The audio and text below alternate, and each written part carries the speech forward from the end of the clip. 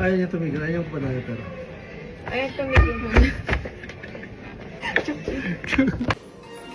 Ikaw pala yung mama talaga. Hindi alam to. So ngayon guys, pumunta kami IKEA para tumingin ng gamit ni baby. Napapansin nyo, naka-wheelchair si mami. Kasi nga, malapit na ako manganak. Wala pang gamit yung anak ko.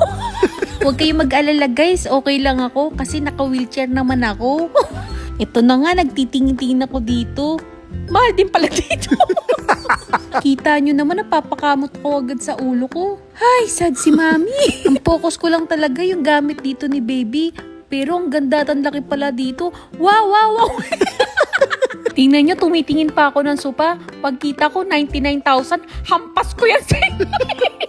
Anong gagawin ko sa 99,000 na sopa? Ha? Dito namomblema na ako. Kasi ang laki-laki pala ng IKEA na to. Ito na guys, andito na tayo sa mga pang-baby. Yung iba mahal, yung iba mura. Yung iba naman, mapapamura ka talaga.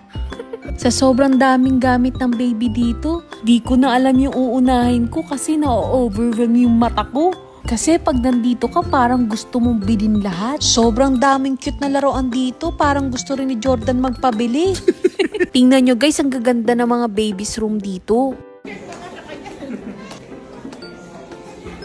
Sa wakas, andito na tayo guys.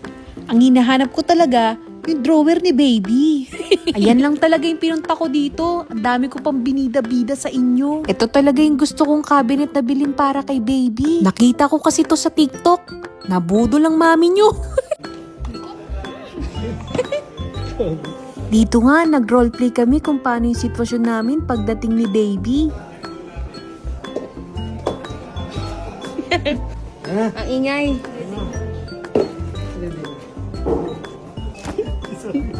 Ay. Parang ang diaper. Ayaw niya tumigil. Ayaw pa na pero. Ayaw tumigil muna.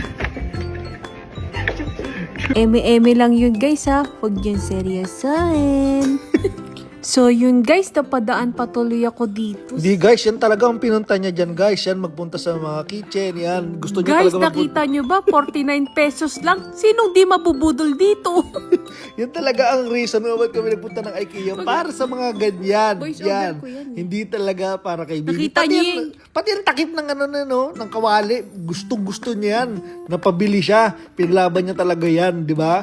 Huwag ka kasing epal. Kailangan natin sa bahay yan. Kailangan natin dyan. Pati yung picture, Oh, bibili baso. ka baso. May baso naman tayo. Paubos na yung baso natin. Mura lang yan. Mura Mura lang yan. talaga sa IKEA. Babalik ako dyan. IKEA, baka naman. IKEA, baka naman. Pero yun nga, sinabay ko na yung mga kailangan namin sa bahay. Eme. Dito guys, bad trip na ako. Nagugutom na kasi ako dyan eh. Sige na, tapusin ko na. Bye-bye.